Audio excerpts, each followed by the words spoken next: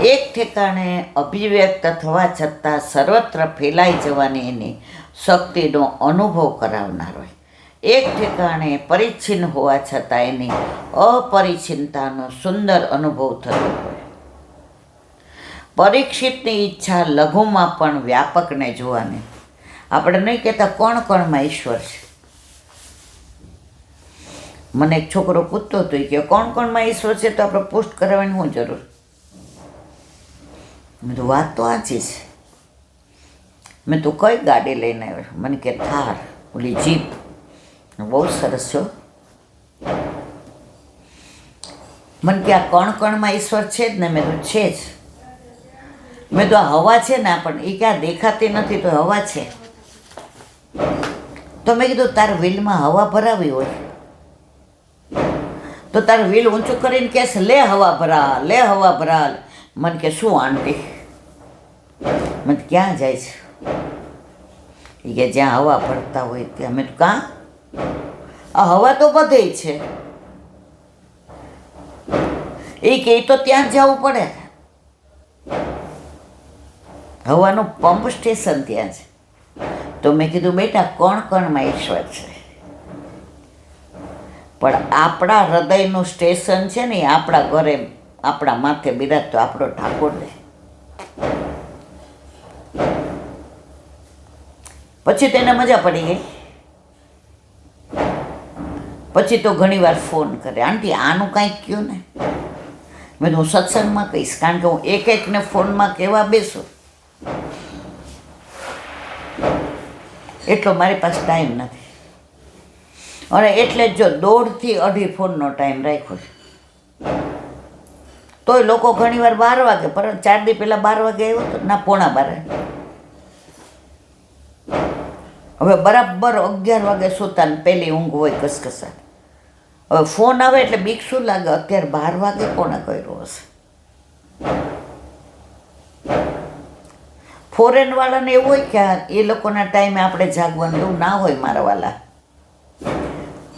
1.5 થી 2.5 એટલે 1.5 થી 2.5. પછી હું સંસારવાળી છું.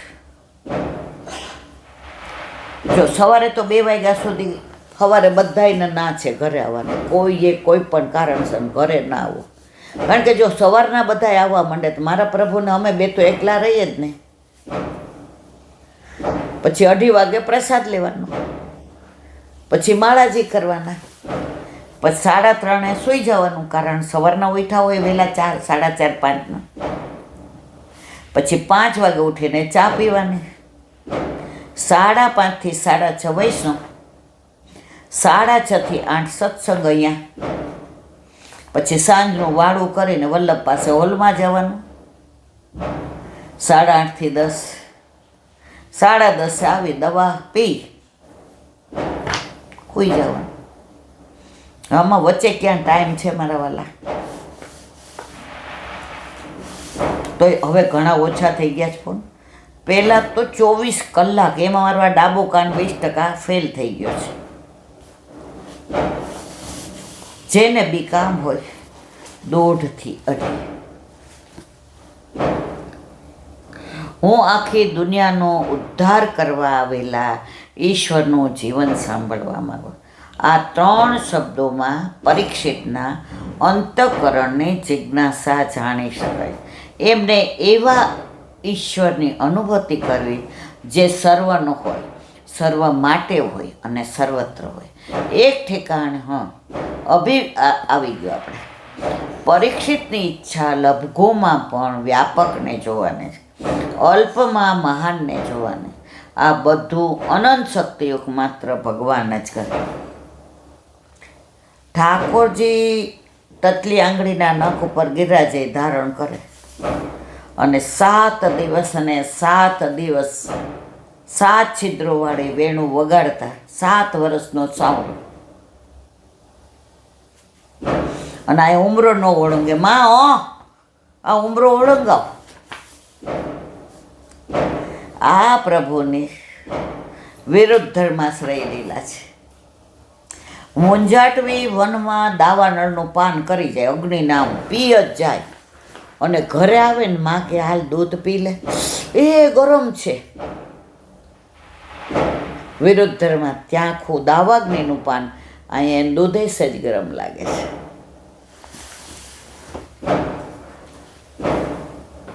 કદાચ શ્રી સુખદેવજીના મનમાં એવી શંકા જાગે કે હે પરીક્ષિત રાજા, આ બધું સંભળાવવા માટે હું તો અધિકારી છું, પરંતુ તું સાંભળવા માટેનો અધિકારી છે ખરો? સંભળાવનાર અને સાંભળનાર બંનેની પાત્રતા જોઈએ. જો કથામાં ઘણા લોકો કંકોત્રી આવી હોય ને એટલે સંબંધ નિભાવવા આવે, હગાવાલા હોય વ્યવહાર સાચવવા આવે, વેવાય વેલા દીકરીના દુઃખ ન પડે એટલા આવે, અને ઘણા મસ્ત મસ્ત કપડાં ને દાગીના કરાય હોય તો દેખાડવા આવે. ભાગ્યે જ કોઈ કથાનું પાન કરવા આવે, અને જે પાન કરવા આવે ને એને યાદ ન રહે એવું ન બને, કારણ કે એનું ચિત્ત જ એમાં છે, અહીંયા કોણ આવ્યું ને અહીંયા કોણ ગયું ને એને શેમાંય રસ નથી.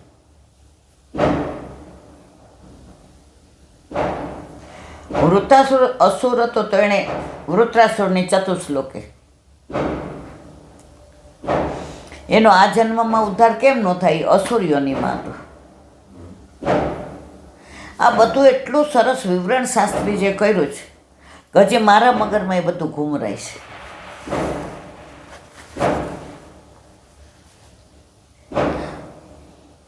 કોઈ ઠેકાણે નોકરી લેવા કે છોકરી લેવા જાઓ તો ત્યાં પણ પાત્રતા સિદ્ધ કરવી પડે છે. ભગવાનની કથા સાંભળવામાં પણ પાત્રતા સિદ્ધ કરવી પડે છે. સભામાં જઈને બેસો અને પાત્રતા ન બતાવો તો ચાલે, પરંતુ પોતાની જાત પાસે તો સિદ્ધ કરવું જ પડે છે કે હું કથા શ્રવણ માટે પાત્ર છું. પરીક્ષિત કથા શ્રવણની પોતાની પાત્રતા સિદ્ધ કરવા શ્રી સુખદેવજીને પ્રમાણપત્રો આપે છે. તેણે પહેલું પ્રમાણપત્ર એ આપ્યું કે મહારાજ, હું પ્રભુની કથા સાંભળવાને યોગ્ય છું. બોલો વલ્લભાઈ. આપણે આ 4-5 એપિસોડ થાય, ઘણીવાર ઉત્સાહમાં એટલો આનંદ આવતો હોય કે 5-6 એપિસોડ થઈ જાય. પછી બધાને સાંભળવાનો એ જ પ્રોબ્લેમ છે. બધાય મને એમ કે ઈલાબેન 1-2 રાત્રે સાંભળીએ, વળી સવારે, એટલે ઘણીવાર આપણે વધુ પડતું થઈ જાય ને ત્યારે પછી બધાને સાંભળ પછી જીવ બળે બધાનો આપણે. એટલે હવે 3 કે 4 એપિસોડ બહુ થઈ ગયા. વ્રજ વિહાર, નવનીત પ્રિય શાસ્ત્રીને ભગવત સ્મરણ. 1 મિનિટ. વ્રજ વિહાર, વ્રજ વાલું રે વૈકુંઠ નહીં આવો. બ્રહ્માંડ ઘાટ ઉપર ઠાકોરજીએ માટી ખાધી. દાવભૈયા અને સખાઓએ ફરિયાદ કરી, માં લાલાને માટી ખાધી. માખણ ખાય તો રાજી થાય, માટીથી મારો લાલો માંદો પડી જાય તો. માં મોઢું પરાણે ખોલાવે છે. ઠાકોરજી કે નથી ખાધી. ઠાકોરજી 500% સાચા છે. પોતાના પ્રાણ ચોઈસા ત્યારે જે 16,000 બાળકોને એ હતીની મારીને આવી હતી એને પ્રભુએ પોતામાં લીધા અને એના માટે થઈને માટી મોઢામાં મૂકી. એટલે પ્રભુ 500% સાચા છે. પણ માં માનતા નથી. મોઢું ખોલાવ્યું, બ્રહ્માંડના દર્શન કરાવ્યા. પાછી યોગમાયાને મોકલી કે મારે ભગવાન નથી થવું, મારે યશોદામાના વાત્સલ્ય માટે આવ્યો છે. તો બ્રહ્માંડના દર્શન કરાવ્યા તો એ ઘાટનું નામ પડ્યું બ્રહ્માંડ ઘાટ. ત્યાં બ્રહ્માંડ બિહારીજીનું મંદિર છે. સુંદર મજાનો યમુનાનો ઘાટ છે. વૃક્ષો બહુ સરસ છે. અને ત્યાં પેડાય મળે છે કે તમારે પેડા એટલે ઓલા ગળા નહીં દૂધના, પણ રજના, કારણ કે ઠાકોરજી રજ મુખારવિંદમાં મૂકી હતી ને. ત્યાંનો એક સુંદર પ્રસંગ એક ભગવતીએ મને કહ્યો હતો કે બધાય વ્રજની રજ મોઢામાં મૂકે. તો ઠાકોરજી કે હું જોઉં તો ખરો આ વ્રજમાં શું છે. રજમાં ચારે બાજુ જોયું ઘાસ કોઈ છે નહીં, લઈને ધીમેથી મોઢામાં મૂકે. નારદજી જોતા હતા. પ્રભુ કે આમાં મને તો કાંઈ મોઢામાં મૂકવા જેવું ન લાગ્યું, રજ જેવી રજ. નારદજી એવા કેવું લાગ્યું? તું જોઈ ગયો એમ ને? એ કે આમાં નારદ શું બધાય રજ રજ. પ્રભુ એ ભગવાન થઈને રજનો સ્વાદ ન આવે, એના માટે ભક્ત થવું પડે. એ અમને ખબર પડે કે આ રજ શું છે, એનું મહાત્મ્ય શું છે.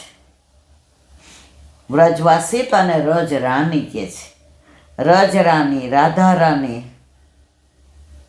મહારાણી, યમને મહારાણી. આજે અસારવા ગયા હતા તો એક બેને કાઠિયાવાડી મળ્યા હતા. તો મને કે મેં આજનું એક ઢોળ બનાવ્યું. મેં તો ગાવ 2 જ મિનિટનું જ, પણ મને બહુ ગમ્યું. એ કે એલા બેન હું ભણેલી નથી એટલે મને છે ને કીર્તનને કાંઈ વાંચતા નથી આવડતું. એ કે મને આ લોકો ટીવીમાં તમારા સત્સંગ મૂકી દે એટલે કે સાંભળું, અને ઠાકોરજીની આઠે આમને સેવા. પણ હું આવું મનમાં આવે ને એવું એ કે તરત બનાવ. મને કે હમણાં બનાવ્યું, ગાવું. મેં તો ગાવ.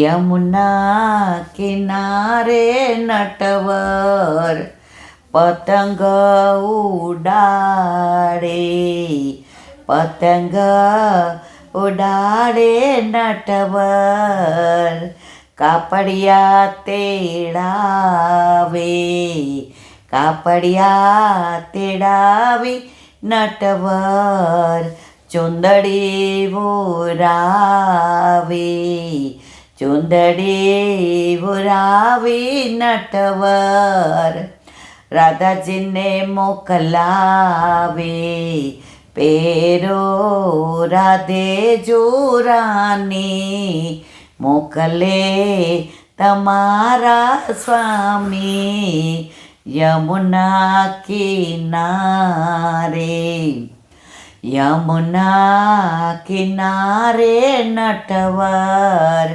પતંગ ઉડાડે, પતંગ ઉડાડે નટવર, સોનીડા તેડાવે, સોનીડા તેડાવી નટવર, હાર ઘડાવે, હાર ઘડાવી નટવર, રાધાજીને મોકલાવે, પેરો રાધે જોરાની, મોકલે તમારા સ્વામી યમુના કિનારે, યમુના કિનારે નટવર, માળીડો તેડાવે, માળીડા તેડાવી નટવર, વેણી ગુથાવી, વેણી ગુથાવી નટવર, રાધાજીને મોકલાવે, પેરો રાધે જોરાની, મોકલે તમારા સ્વામી યમુના કિન. સરસ ગાયું હતું, પણ ચોથી કડી ભૂલી ગઈ. આટલું યાદ હતું, પણ એ આપણને કરતાં એ છે એની કાઠિયાવાડી લઢણ ગામડાની યમુના કે સી, પછી રાયવર ને એવું સરસ બોલતા હતા, પણ એનો ભાવ ઉત્તમ હતો. એ કે અમે ભણ્યા નથી, અમારા ગામડામાં કાળા અક્ષર કુહાડે માર્યા, એટલે આ બધું અમે વાંચીએ નહીં. હવે આ વળી ભગવાનને એવી કૃપા કરી કે આ બધું આવે છે એટલે સાંભળીએ. બાકી તો કે જો હજી હું તો છે ને ઈલાબેન આ ખીચડો હાથે ચડું છું. હજી કે શાક બાક ને બધું ટોકરીને મારા હાથે જ ખેતરમાંથી લઈ આવું, ગાય મારા હાથે દોવાને. એ કે ગેસ બધું છોકરાઓ અમેરિકા છે વસાવી દીધું છે, પણ મને ચૂલો જ ફાવે છે. એ કે આ પાછા ઓલા બાટલા શહેરમાંથી મંગાવવાનું કરવાનું. અહીંયા તો એ કે જો ગાય છે છાણા થાયપા, અને પછી એ કે ખેતરમાંથી અમે વીણી લઈએ ને બધું અનાજ વાવણી કરી હોય લણી, પછી ઠૂઠા વધે. મેં શું એને ડુંડા ઠૂઠા એવું આવડતું ને એ કે એ લઈ આવવાના, સુકાઈ જાય ને એટલે ચૂલામાં નાખો ને ભણ ભણ. એ કે મને હજી ચૂલો ફાવે છે. એમાં એ કે તમે ખીચીનો પાપડ હોય ને એવો પતલો ઠાકોરજી માટે વહેણો હોય ને કાચ જેવો એ કે સુકાઈ ગયો હોય, અને એ તમે એ કે એક છાણું બહાર કાઢીને ઉપર શેકો, પ્રભુના હાથમાં લઈને અરગવાનું મન થાય. એ કે સાંજે ભેળી કરી હોય તો તાવડી ઉપર મૂકી દેવાને, અને એ કે ચૂલો ઠરી જાય પણ એવી સીજીને સરસ થઈ જાય. પછી અંદર એ કે હું એના બાબા અને મારા લાલો, એટલે એ કે આટલું બધું ઘી નાખીને ખૂબ હલાવી નાખું, અને પછી ઢાંકી દઉં, અને પછી કે ઠાકોરજીને બધું થાળની તૈયારી કરું, ચારીજીને ભરું, અને ત્યાં એવી સીજી ગઈ હોય. એ કે અમારે લાલો સાંજે ખીચડી ભેળી ને દૂધ, અને એના બાબાને માય ભેળ. મેં તો બોલો નહીં, અમને તમારા ઘરે એ અમારા વાલા મારા ગળાનો. એટલે મેં કીધું બાપા હવે એવું નથી, ક્યાંય જાતી નથી. આ જો શ્રીનાથજી ગઈ ને તો 2 દી હોઈ રહેતી. આજે અસાર આવી છું, મારું મન આ તો ગુસ્સાઈજી હાથ પકડીને લઈ આવે. હવે મેં તો નથી, હવે ઉંમર કા તકા છે ને, હવે થાકી જવાય. એ કે બોલો તો એકવાર મારા ઘરે આવશો, મેં તમારા મોંમાં હા કર. આવા ભગવતીઓ હોય ને બહાર ન પડે. આ તો આજે મળી ગયા ને મને કે ગાવ, મેં તો ગાવ. તો માએ કીધું મોઢું ખોલ, અને પછી તરત યોગ માયા દ્વારા પ્રભુએ પાછું માને સંસારમાં લઈ આવે. માએ કહ્યું સાચું બોલતો હો તો મને મોં બતાવ. લોકો તો જુએ છે કે યુક્તિથી સમજાય તે સ્વીકારે છે, સ્નેહ કે શ્રદ્ધાથી સ્વીકારનારા બહુ ઓછા હોય છે. જો પ્રભુને પ્રેમ કરવો હોય ને તો બુદ્ધિનો ઉપયોગ બહુ નહીં કરવાનો, હૃદયનો ઉપયોગ કરવાનો.